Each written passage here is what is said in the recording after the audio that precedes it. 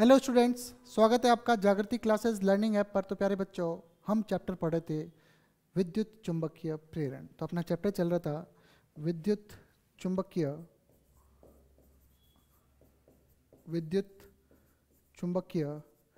प्रेरण। काफ़ी कुछ इस चैप्टर में अपन पुराना पढ़ चुके हैं, काफ़ी कुछ पढ़ चुके हैं। फैराडे के नियम, लेंज के नियम। पिछला जो टॉपिक पढ़ा था उसमें अपन ने देखा था कि एक छड़ जिसमें गति हो और उस गति के कारण उसमें ईएमएफ आ जाए तो उस गतिक ईएमएफ कहते हैं। क्या कहते हैं उसे? गतिक विद्युत वाहक बल। गतिक विद्युत वाहक बल, मोशनल ईएमएफ, जिसका ई बराबर मान होता है BVL या BVL साइन थीटा। BVL या VBL कुछ भी बोल दो, BVL। ईएमएफ कितना होगा? BVL। अब वही कॉन्सेप्ट हम यहाँ लगाते हैं। आप ये चित्र इसमें देख रहे हो कि XYZ तीन चीज़ें देखो। देखिए, N उधर है, S इधर है। ध्यान से देखिए, N इधर है, S इधर है। चुंबकीय क्षेत्र कहाँ जा रहा है? उधर। ठीक है भाई, चुंबकीय क्षेत्र इधर आ रहा है। छड़ ऐसे रखी हुई है, क्लियर? और छड़ क्या हो रही है? नीचे गिर रही है। तो छड़ यदि नीचे गिर रही है तो इसके अंदर रखा आवेश जो है, माना कोई, वो भी नीचे गिर रहा है। तो उसका वेग इधर है, छड़ का वेग इधर है, आवेश का वेग इधर है। छड़ का वेग इधर है और आवेश का वेग भी इधर है, क्लियर? तो अब इधर देखिए कि जब आवेश का वेग इधर है तो वेग इधर है और चुंबकीय क्षेत्र इधर है, इस तरफ है। तो V क्रॉस B आ रहा है भाई।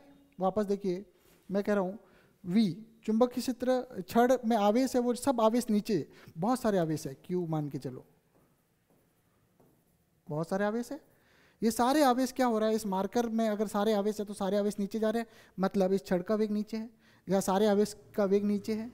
तो सारे आवेश का यदि वेग नीचे है, सुनिएगा ध्यान से, तो Q क्रॉस B की तरफ उंगलियां मुड़ रही है। Q cross V, Hrithik Roshan वाला डांस नहीं चल रहा है, ध्यान रखना, ठीक है? Q क्रॉस B कहाँ लगेगा? फोर्स अंदर। तो सारे पॉजिटिव की बात करो तो सारे पॉजिटिव आवेश इधर आ जाएंगे। तो नेगेटिव पे आवेश कहाँ लगेगा? बल विपरीत दिशा में, क्योंकि माइनस ई होता है। तो सारे माइनस आ जाएंगे यहाँ पे, सारे प्लस आ गए, माइनस इधर आ गए। तो आप इधर देखिए कि कुछ बैटरी बनी यूँ, प्लस और माइनस। जब बैटरी बनी यूँ तो अब धारा की दिशा क्या होगी? ये। तो प्यारे बच्चों, अब आप बता सकते हो कि गैल्वेनोमीटर जो है वो किस ओर मुड़ेगा? तो आप कह सकते हो बिंदास बाईं ओर, क्लियर? या इस छड़ में अगर आपने दो बिंदु बना रखे हो A और B, तो आप निश्चित रूप से कह सकते हो कि धारा किस दिशा में बहेगी छड़ के अंदर। तो छड़ के अंदर किस दिशा में बहेगी अगर आपको बोले तो आप क्या कहोगे? A से B।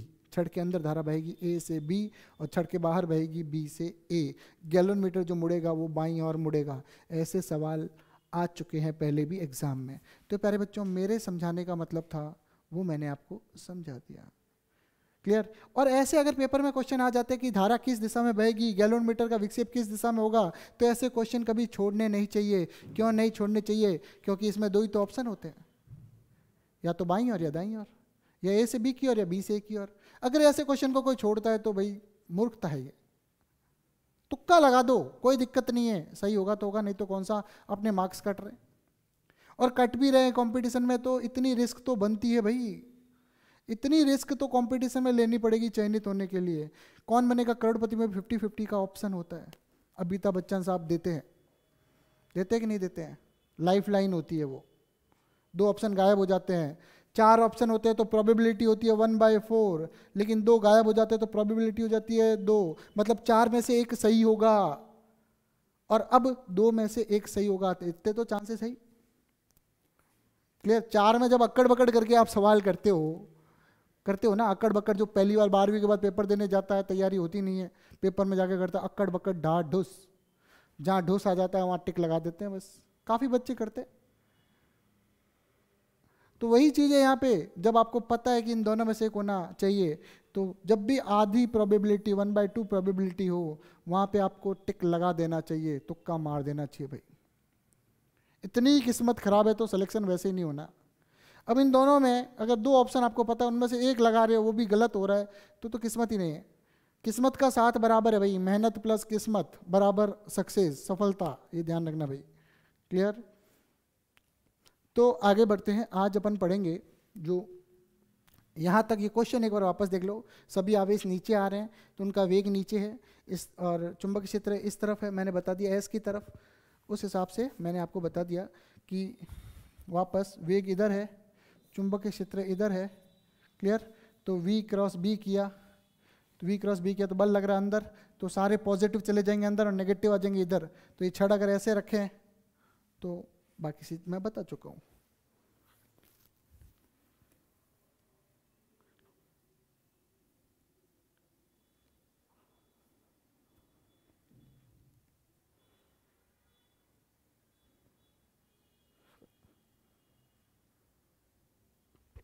अब बढ़ते हैं आगे का टॉपिक, बढ़ते हैं, ज़्यादा समय वेस्ट नहीं करते हैं।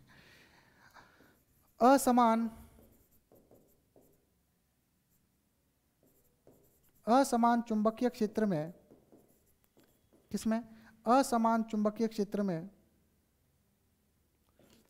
एक समान वेग से गतिशील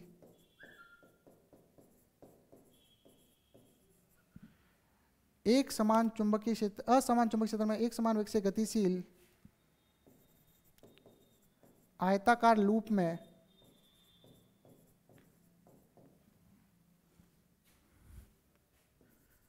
प्रेरित ईएमएफ व धारा,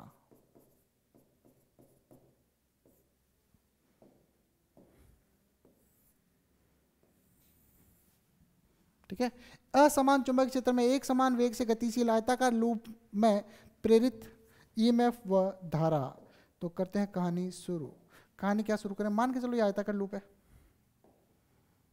चुंबक क्षेत्र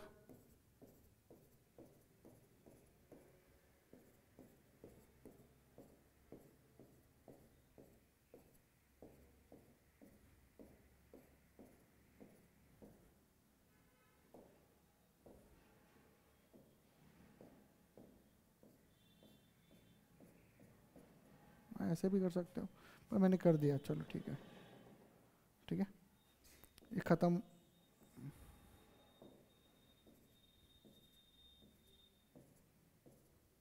ठीक है, इस तरह से एक समान चुंबक क्षेत्र है बाहर की ओर, कहाँ है? बाहर की ओर चुंबक क्षेत्र क्या है? बी, बाहर की ओर है, आपकी तरफ आ रहा है, बोर्ड से आपकी तरफ आ रहा है, ठीक है भाई। अब क्या हो रहा है? ये लूप इधर जा रहा है वी वेग से, सुनिएगा, इस लूप की लंबाई जो है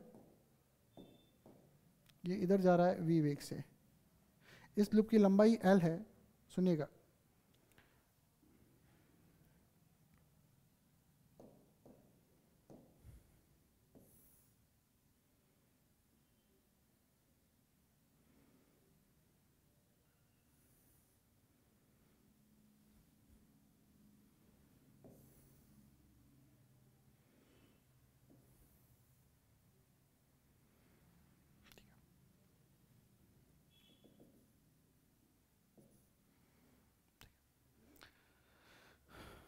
तो आप देखिए हुआ क्या, इधर है चुंबक क्षेत्र B1, इधर है चुंबक क्षेत्र, मतलब बिल्कुल 50-50 कर ले, तो इधर है चुंबक क्षेत्र B1 और इधर है चुंबक क्षेत्र B2।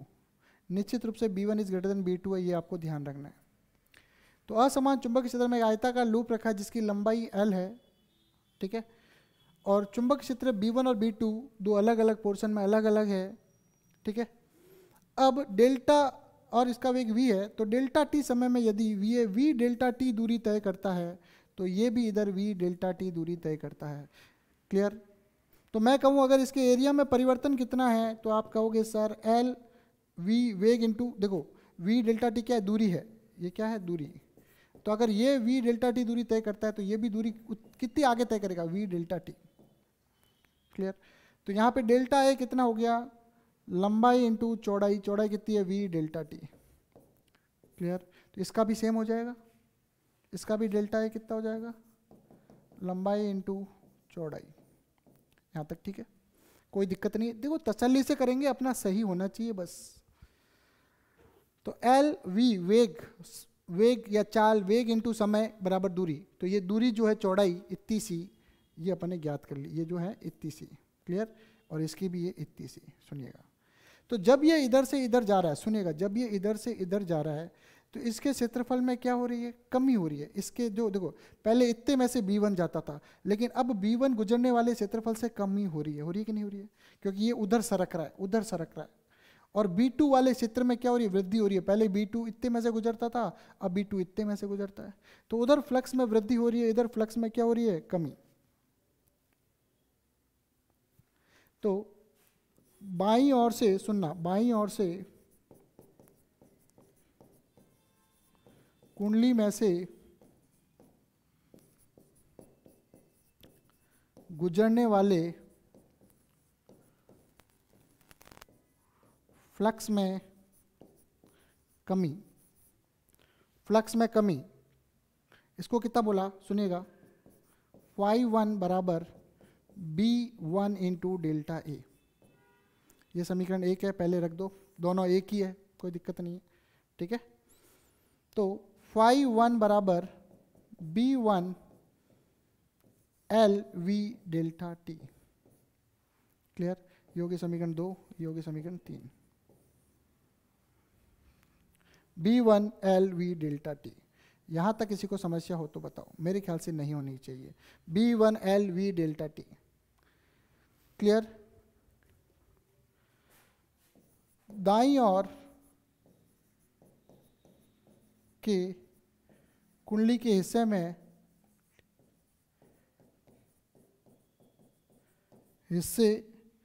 से गुजरने वाले फ्लक्स में वृद्धि, फ्लक्स में वृद्धि, तो इधर जब जा रहा है तो फ्लक्स में क्या होगी, वृद्धि होगी। वृद्धि को मान लो φ2, तो φ2 कितना हो जाएगा, B2 डेल्टा ए। φ2 क्या हो जाएगा, B2 और डेल्टा एल का मान है V डेल्टा टी। ठीक है, 3। और अगर ये पुनः रखना चाहो तो ये रख देना, नहीं तो कोई जरूरी नहीं है। 4 और ये 5, डेल्टा ए तो जितना उधर जाएगा उतना ही होगा, तो डेल्टा ए तो बराबर ही होगा। तो φ2 बराबर B2 L V delta T. Clear? ये कमी है, वो वृद्धि है। अतः कुंडली में से पार होने वाले फ्लक्स में परिवर्तन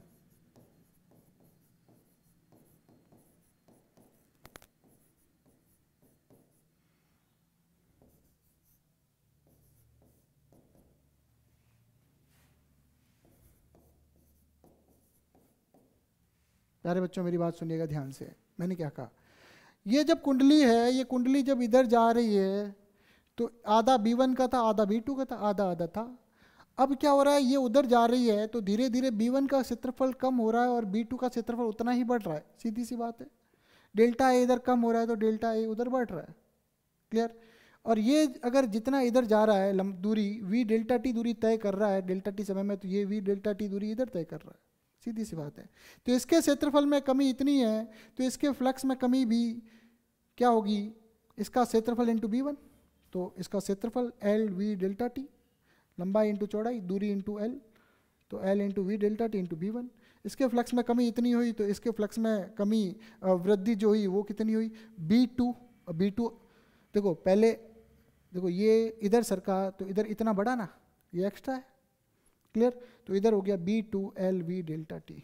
अब कुंडली में जो परिवर्तन हो रहा है, अतः कुंडली में से गुजरने वाले फ्लक्स में जो परिवर्तन है उसकी बात करेंगे। ध्यान से सुनिएगा मेरी बात को, प्यारे बच्चों ध्यान से सुनिएगा, काम की चीज़ बता रहा हूँ।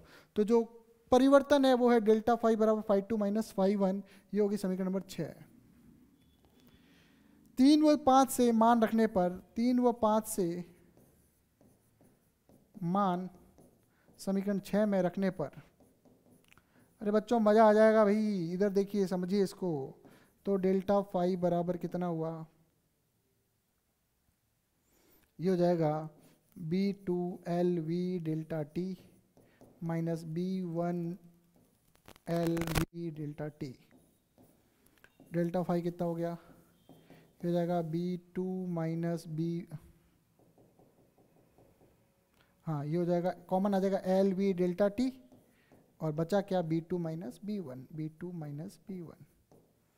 क्लियर, ये हो गया समीकरण नंबर 7। क्लियर। अब अपने को क्या चाहिए, अब आ जाओ टॉपिक पे, प्रेरित ईएमएफ। चूंकि हम जानते हैं, सुनिएगा, E बराबर माइनस का डेल्टा फाई बट्टा डेल्टा टी, समीकरण 7 से मान 8 में E बराबर माइनस डेल्टा टी, और ये हो जाएगा B2 minus B1 LV delta T. Clear. Delta T से डेल्टा टी गेट कैंसिल, तो E कितना हो जाएगा, ध्यान से देखिएगा, E बराबर हो जाएगा B1 minus B2 LV।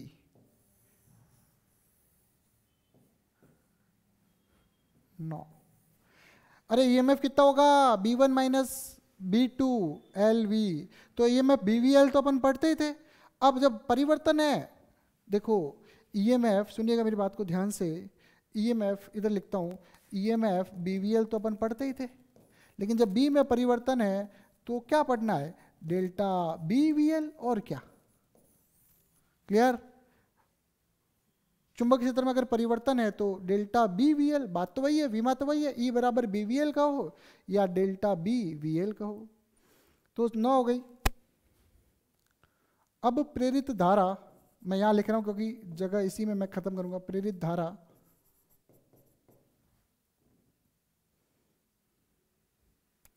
I बराबर E बट्टा R।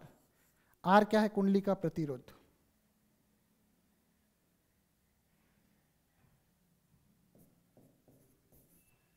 तो I बराबर B1 माइनस B2 LV बट्टा R। ठीक है, ये अपना रिजल्ट आ गया, काम आएगा आगे, जहां R कुंडली का प्रतिरोध है, कुंडली का क्या है भाई, प्रतिरोध है, जहां R कुंडली का प्रतिरोध है। प्रतिशोध नहीं कर लेना भाई, ये बचा हुआ लास्ट। जब अतः अब प्रेरित धारा I बराबर E बट्टा R, मान रख रहा, E निकाला हुआ है जो, तो B1 माइनस B2 LV बट्टा R, जहां R कुंडली का प्रतिरोध है। तो प्यारे बच्चों, ये पूरा का पूरा डेरिवेशन मैंने इस जगह पे करा दिया। अब बढ़ते हैं आगे, सुनिएगा मेरी बात को ध्यान से सुनिएगा भाई, ध्यान से। पुनः ये चित्र बनाना पड़ेगा। अगला टॉपिक ऊर्जा संरक्षण, इसको समझिए, इसके कुछ मान याद कीजिए, ठीक है, उसी से ही ऊर्जा। आपको तो ये याद रखना कि E बराबर BVL है और E बराबर डेल्टा BVL है, और बट्टा R कर दो तो धारा आ जाएगी, क्योंकि E बट्टा R धारा होती है। अब अगला अपने को पढ़ना है ऊर्जा संरक्षण। ध्यान से देखिएगा, ध्यान से सुनिएगा, क्या पढ़ना है, ऊर्जा संरक्षण। जल्दी से देखिए इसको, फिर मैं बढ़ाता हूँ इसको आगे।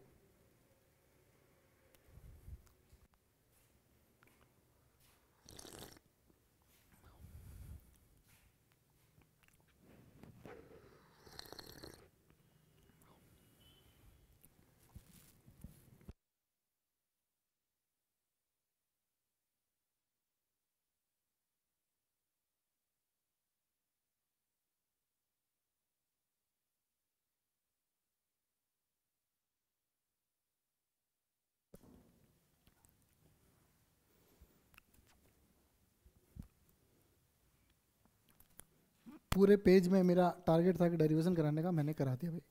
अब चलते हैं अगला टॉपिक, ऊर्जा संरक्षण।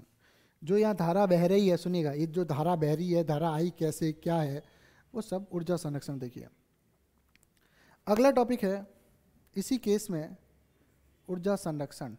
जो पिछला टॉपिक था उसी में ही ऊर्जा संरक्षण को कैसे फॉलो करता है वो देखिए। ऊर्जा संरक्षण पुनः देखिए, एक आयताकार लूप लिया,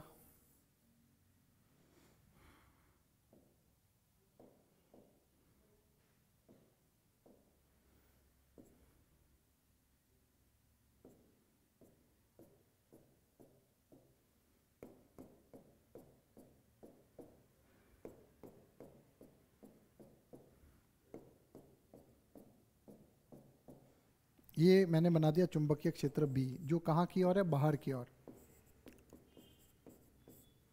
ठीक है, ये चुंबकीय क्षेत्र है जो इसमें कहाँ है, बाहर की ओर है और एक समान है। ठीक है प्यारे बच्चों, चलिए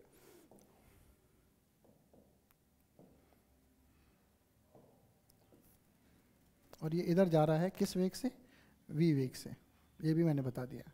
अब जब ये इधर जा रहा है और इधर कितना है चुंबकीय क्षेत्र b1 और इधर क्या है b2, और निश्चित रूप से क्या बताया हुआ, b1 is greater than b2। Clear.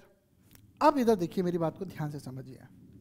जब ये छड़ इधर जा रही है v वेग से, सुनिएगा, तो इसका आवेश q भी जा रहा है इधर v वेग से। चुंबक क्षेत्र तो बाहर की ओर है, चुंबक क्षेत्र जब बाहर की ओर है तो क्या हो जाएगा, v क्रॉस b, अंगूठा क्या बल लगेगा नीचे की ओर, तो बल लगेगा नीचे की ओर, तो यहाँ सारे धनात्मक इकट्ठे हो जाएंगे और यहाँ सारे ऋणात्मक इकट्ठे हो जाएंगे। कोई दिक्कत है क्या? मैं कह रहा हूँ यहाँ अगर ये तार है, तार इधर जा रही है v वेग से, ये भी जा रही है तार इधर से, तो मैं कह रहा हूँ कि अगर अपन v क्रॉस b बाहर की ओर, बिंदु मतलब बाहर, बाहर की ओर है, तो v क्रॉस b बल लगेगा नीचे, मतलब सारे धनात्मक यहाँ इकट्ठे हो जाएंगे तो सारे ऋणात्मक यहाँ इकट्ठे हो जाएंगे। कोई दिक्कत वाली बात नहीं है। यहाँ तक क्लियर है भी प्यारे बच्चों? ठीक है। अब ये एक छड़ है, सुनिएगा सुनिएगा, ये छड़ है, इसमें भी आवेश इधर जा रहे हैं। क्लियर। तो यहाँ पे बल क्या लगेगा, अगर आवेशों पे मैं बल देखूं तो F बराबर QVB1, तो ठीक है, और यहाँ जो बल लगेगा वो लगेगा उन्हीं आवेशों पर QVB2। निश्चित रूप से B2 कम है, B2 कम है। क्लियर। आवेशों पे निश्चित रूप से B2 क्या है, कम है, तो B2 कम है तो आवेशों पे बल भी क्या लगेगा, कम लगेगा। ये क्या है, B1 ज़्यादा है तो बल क्या लगेगा, ज़्यादा लगेगा। क्लियर। तो बल कम लगेगा पर बल तो लगेगा। तो वापस करें, V क्रॉस B बल लगेगा नीचे, लेकिन अब बल कम लगेगा क्योंकि B2 का मान कम है, तो मैंने यहाँ सिर्फ 2 प्लस बना दिए, तो यहाँ पे या एक ही प्लस बना दिया, तो यहाँ पे क्या किया, एक माइनस बना दिया। अब ये चारों कॉर्नर है, देखिए सुनिएगा, इसको मैं अगर बोलूँ ABCD, किताब ने ऐसे दिया हुआ है, जो दिया वही करूँ। अगर ये चार कोने हैं ABCD, clear, ABCD, clear clear, चार किताब ने ऐसे ABCD चार कोने दिए। तो अब धारा किधर बहेगी, अब क्या बाहर है अपन, धारा। सुनिएगा क्यों बाहर है, सुनिएगा मेरी बात को। तो जब ये लूप इधर जा रहा है तो क्या हो रहा है, इस लूप के फ्लक्स में परिवर्तन हो रहा है, इससे गुजरने वाले फ्लक्स में परिवर्तन हो रहा है। तो आपको पता है कि जब फ्लक्स में परिवर्तन होता है, आपको पता है, क्या पता है कि जब भी फ्लक्स में परिवर्तन होगा, अभी आपने देखा था, तो ईएमएफ व धारा आएगी, तो प्रेरित ईएमएफ व धारा आएगी।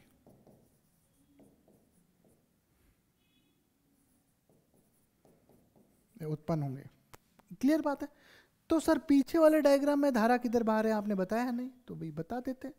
क्या दिक्कत है कि जब, सुनिएगा, जब इसके ओवरऑल सोचिए, धारा की दिशा में अगले में बता देता हूँ, क्योंकि इसमें क्या है, कॉम्प्लिकेटेड है, प्लस माइनस जो है वो मैं बताऊंगा, उसके बाद धारा की दिशा होगी।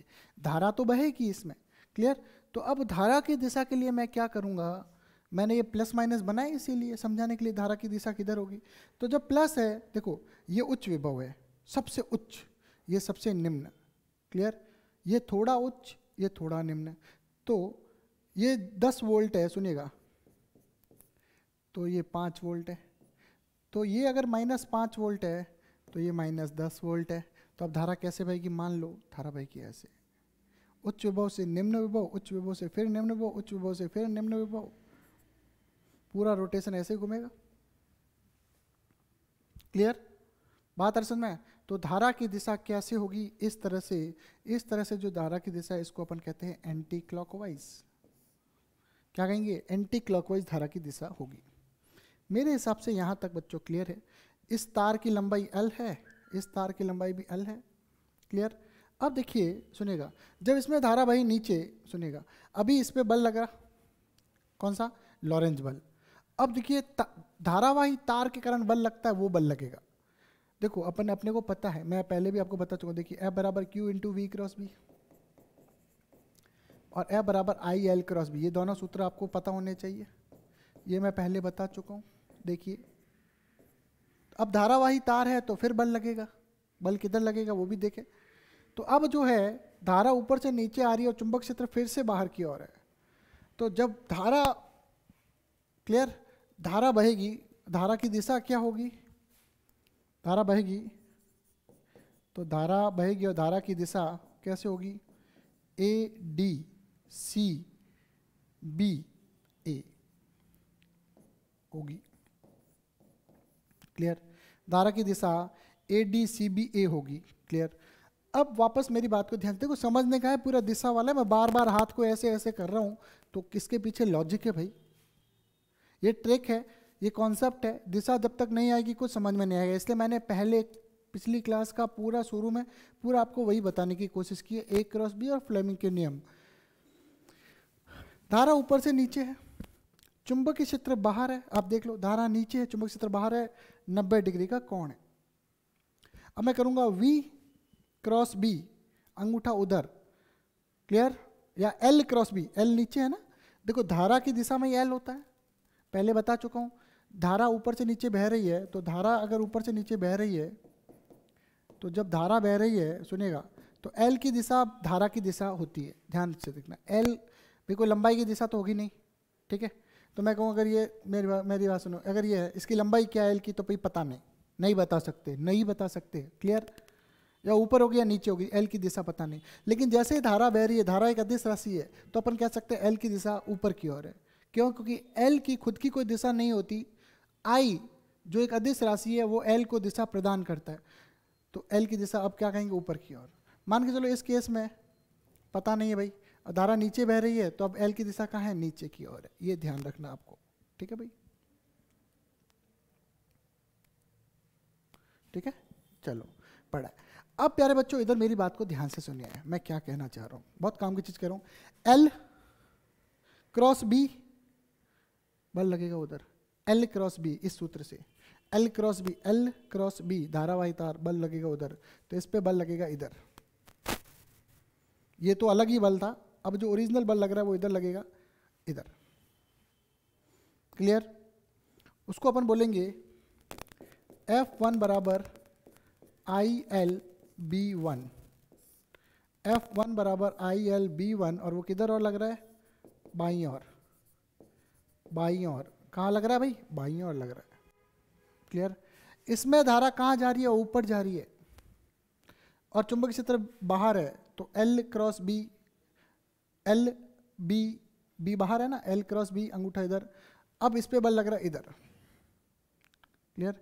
इसको मैंने बोल दिया F3, और ये जो F3 है ये कितना होगा, ILB2, धारा तो एक ही होगी पूरे लूप में, और ये कहाँ लगेगा, दाईं ओर,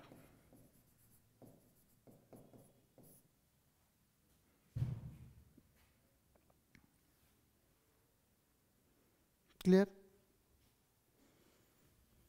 क्लियर भाई, यहां तक ठीक है। F1 बाईं ओर और दूसरा वाला दाईं ओर। इसके देखो, इसके अलग अलग हिस्से में अगर मैं आधा आधा हिस्सा लूं, क्योंकि इधर B1 है इधर B2 है, इसके अलग अलग हिस्से में बल लगेगा अलग अलग, लेकिन धारा की दिशा अपने को पता है, तो इससे बल अपन निकाल लेते हैं, ओवरऑल बल।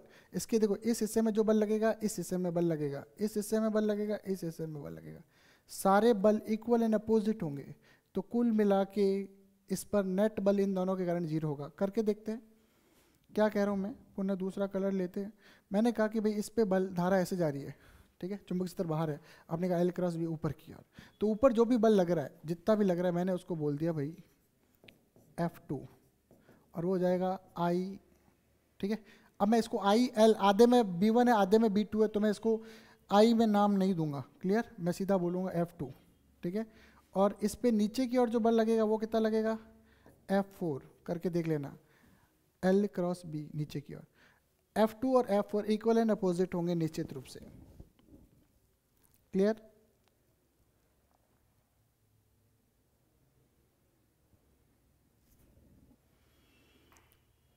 अतः तार AB पर बल F1 बराबर ILB1 बाईं ओर, तार CD पर बल F3 बराबर ILB2 दाईं ओर, तार BC व AD, तार BC व AD पर बल F2 व F4 परिमाण में बराबर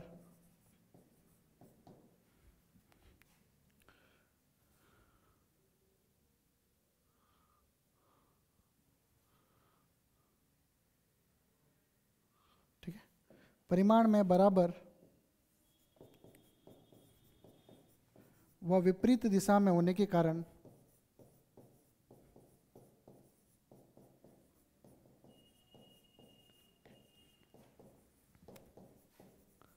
परस्पर निरस्त हो जाते हैं, परस्पर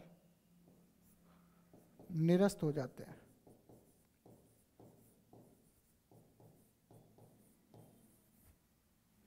तो बराबर व विपरीत दिशा में होने के कारण परस्पर निरस्त हो जाते हैं F2 और F4। क्लियर। अब लूप पर कुल बल, अतः लूप ABCD पर कुल बल F बराबर, निश्चित रूप से यहाँ पे मैंने बताया कि ये बल F1 है और ये F3 है, B1 ज़्यादा है तो निश्चित रूप से F1 is greater than F3 होगा, ये आपको पता है। क्लियर। तो कुल बल कितना होगा, F1 ज़्यादा है तो माइनस F3 विपरीत दिशा में। क्लियर। या F1 प्लस F3 कर दो, जैसा आपको करना है वैसा कर दो, मुझे कोई तकलीफ नहीं है। ठीक है। तो F1 माइनस F3 क्योंकि दिशा विपरीत आपको दिख रहा है। अब दोनों के परिमाण रख दो, F1 व F3 के मान रखने पर ये कितना हो जाएगा 3। मान रखो भाई F बराबर ILB1 माइनस ILB2, थोड़ा सा लंबा डेरिवेशन है। ठीक है। 4 F बराबर ILB1 माइनस B2 हो गया 5। तो इन पे लगेगा क्या, बल। क्लियर। तो देखो क्या बात हुई यहाँ पे, बात क्या हो रही है कि देखो अगर इस इधर 10 न्यूटन बल लग रहा है तो इधर की ओर 6 न्यूटन बल लग रहा है, तो ओवरऑल 4 न्यूटन बल इधर लग रहा है। B1 ज़्यादा है ना, तो ओवरऑल 4 न्यूटन बल इधर लग रहा है, लेकिन फिर भी लूप को उधर ले जाना है। लूप तो उधर ही जा रहा है V वेग से, तो क्या करना पड़ेगा, बात आ रही समझ में, लूप को फिर भी उधर ले जाना है तो क्या करना पड़ेगा भाई, कार्य करना पड़ेगा। क्या करना पड़ेगा, कार्य। मेरी बात समझो। ठीक है। ये 10 न्यूटन इधर लग रहा है और 6 न्यूटन अगर इधर लग रहा है तो ओवरऑल 4 न्यूटन बल इधर लग रहा है। तो जब इसको V वेग से इधर ले जा रहे हैं, सुनिएगा, जब इसको V वेग से इधर ले जा रहे हैं उस दौरान पूरे लूप पे धारा बहने के कारण विपरीत दिशा में 4 न्यूटन का बल लग रहा है, तो मुझे वेग तो देना ही है, सुनिएगा, वेग तो देना ही है, लेकिन अब मेरे को इतने बल के बराबर बल भी देना है उधर। क्या देना है, बल भी देना है। मतलब मेरे को वेग और बल दोनों देने हैं, और वेग और बल दोनों, सुनिएगा, वेग और बल दोनों ही, वेग और बल दोनों देने हैं, तो बल और वेग दोनों मिलके क्या हो जाएंगे, संवेग, शक्ति। क्या हो जाएंगे, शक्ति। इसलिए मुझे शक्ति देनी पड़ेगी इसे। मुझे क्या देनी पड़ेगी, शक्ति देनी पड़ेगी। मुझे शक्ति देनी पड़ेगी या मुझे ऊर्जा देनी पड़ेगी इस दिशा में। इस दिशा में जाने के लिए मुझे बल भी देना पड़ेगा क्योंकि विपरीत बल लग रहा है। तो जितना बल इधर लग रहा है उतना बल उधर दूंगा, तभी बल नेट 0 होगा, तभी तो कोई वस्तु नियत वेग से जा सकती है। किसी पे बल इधर लग रहा है, उसको जाना इधर है, तो जितना बल इधर लग रहा है उतना का उतना बल मेरे को उधर लगाना पड़ेगा, तो बल हुआ टोटल 0। और उसके साथ मुझे वेग भी देना पड़ेगा क्योंकि मुझे V वेग से भेजना है, तो मुझे बल भी देना है, वेग भी देना है, और बल और वेग का गुणनफल होता है शक्ति। मुझे शक्ति देनी है इस दिशा में, या आप कहो कि मुझे ऊर्जा लगानी है इस दिशा में। ऊर्जा में परिवर्तन की दर या कार्य करने की दर ही शक्ति होती है। यहाँ तक मेरे हिसाब से प्यारे बच्चों आपको समझ में आ गया। अब आप देखिए कि बल आ गया, क्लियर, बल आ गया तो अब शक्ति भी आ सकती है, क्लियर, या आप देखो कार्य भी आ सकता है, कोई दिक्कत नहीं है। तो अब जो है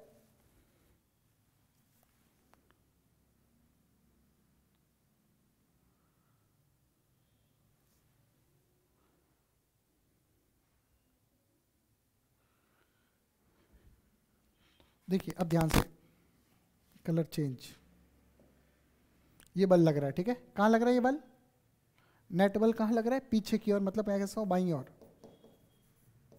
ये बल बाईं ओर लग रहा है, ध्यान रखना। पर मुझे इतना कितना बल कहाँ लगा रहा, दाईं ओर। तो देखिए अब यदि लूप को डेल्टा टी समय में v डेल्टा टी विस्थापन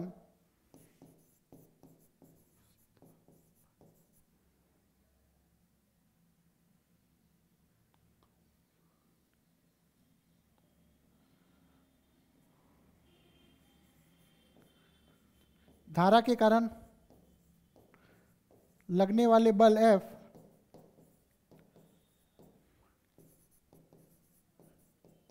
F के विरुद्ध देना है, विरुद्ध, यदि अब लूप को डेल्टा टी समय में v डेल्टा टी विस्थापन धारा के कारण लगने वाले बल F के विरुद्ध देना है तो किया गया कार्य, तो किया गया कार्य, कार्य क्या होता है प्यारे बच्चों बताइए, बल इंटू विस्थापन, क्या होता है, बल इंटू विस्थापन। तो कार्य क्या हुआ, बल हुआ F और विस्थापन कितना हुआ v डेल्टा टी जो दिया हुआ है। ये हो गया समीकरण नंबर 6। अब आप देखिए F का मान सीधा सीधा मैं यहाँ से रख दूँ तो W बराबर कितना हो जाएगा, F का मान यहाँ से रख दिया तो मैंने रखा IL B1 minus B2 V delta T, समीकरण नंबर 7। तो देखो W का मतलब कितना हुआ, ये पूरा आप देख लो एक बार, क्या हो गया, W बराबर IL B1 minus B2 V delta T, IL B1 minus B2 V delta T. यहाँ तक वही क्लियर है, मुझे नहीं लगता कोई दिक्कत होगी।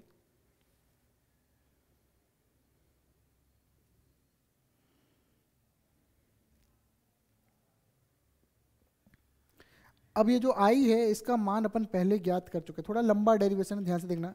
इस I का मान पहले अपन ज्ञात कर चुके हैं, तो अपन क्या करेंगे, इस I का मान पहले जो अपन ज्ञात कर चुके हैं ये B1 माइनस B2 LV बट्टा R, ये मान अपन यहाँ रख देंगे, B1 माइनस B2 LV बट्टा R, ठीक है।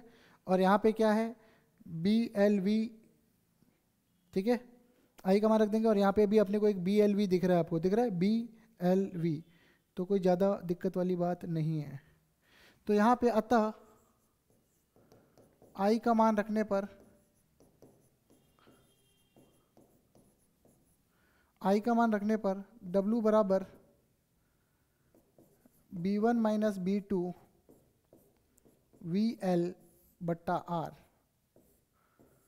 और अभी ये जो I हो गया, फिर क्या था LV B1 minus B2 into delta T, clear. ये थोड़ा सा लंबा चौड़ा सा डेरिवेशन है, 7वां समीकरण है, 8वां हो जाएगा नंबर इसका, क्लियर। ये I की जगह सिर्फ मैंने ये लिखा है, बाकी ये था ही, मतलब आप ये मानो BVL बट्टा R, ये तो हो गया I की जगह, और वापस ये BVL ही है। तो W बराबर कितना हो जाएगा, B1 माइनस B2 का स्क्वायर V का स्क्वायर L का स्क्वायर डेल्टा T बट्टा R, क्लियर। ये कार्य करना पड़ेगा अपने को उधर ले जाने के लिए, और ये किया गया कार्य जो है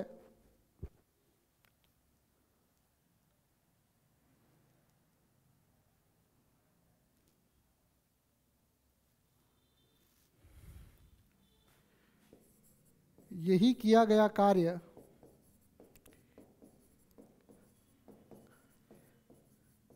लूप में विद्युत ऊर्जा में बदलता है तथा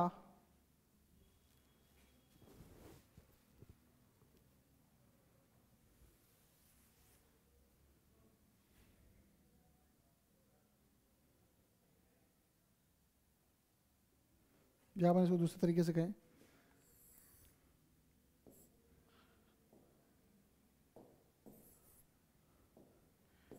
इस कार्य में खर्च ऊर्जा लूप में विद्युत ऊर्जा में बदलती है तथा अंत में ऊष्मा में बदलती है। पहले विद्युत ऊर्जा में बदलेगी, फिर अंत में ऊष्मा में बदलती है। अतः H बराबर I² RT,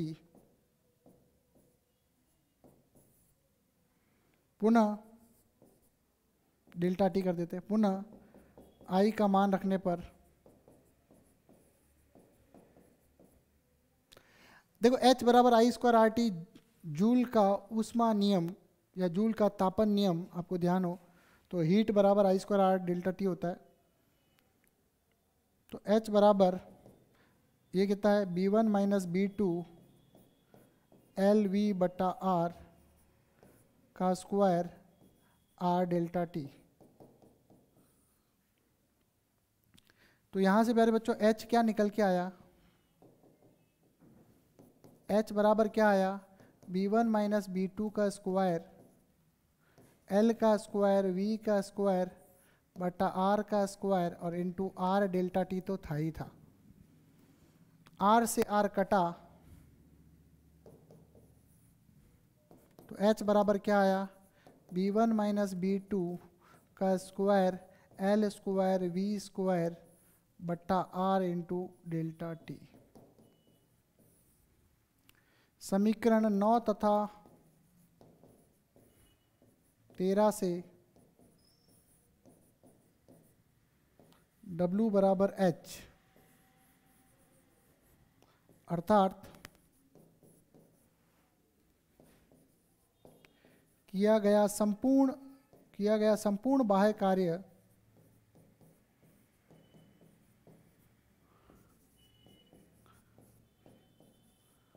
ऊष्मा के बराबर होता है, ऊष्मा के बराबर होता है, अर्थात यह ऊर्जा संरक्षण का पालन करता है। किसका पालन करता है भाई? ऊर्जा संरक्षण का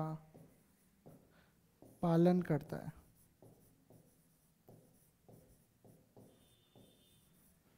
क्लियर प्यारे बच्चों?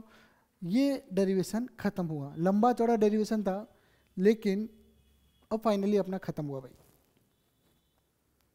क्लियर? नेक्स्ट क्लास में ये अभी समय है तो एक और कर लेते हैं। समरूप चुंबकीय क्षेत्र में घूर्णन करती धातु की छड़ में, इसको देखिए जल्दी से, फिर अगला टॉपिक शुरू करते हैं। छोटा सा ही है अगला टॉपिक, देखिए ध्यान से।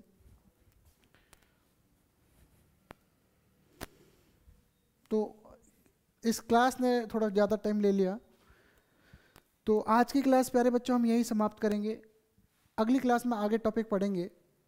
तब तक आप जितना भी पढ़ा है उसको अच्छे से याद करें, मन लगा के पढ़ें। अपना मकसद ये है कि बेटा अपने को कॉन्सेप्ट क्लियर करना है और अच्छा पढ़ना है।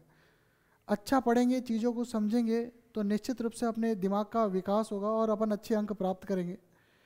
तो मैं ये चाहता हूँ कि आप वीडियो देखें, साथ में कॉपी रखें और उसको एक एक पॉइंट टू पॉइंट नोट करते जाएं। इससे आपको निश्चित रूप से बहुत ही अच्छा याद होगा और आपके निश्चित रूप से बोर्ड परीक्षाओं में अच्छे अंक प्राप्त होंगे। तो इसी के साथ आज की क्लास हम यही समाप्त करेंगे प्यारे बच्चों। धन्यवाद, और पढ़ाई जरूर करते रहना भाई, छोड़ना मत। धन्यवाद।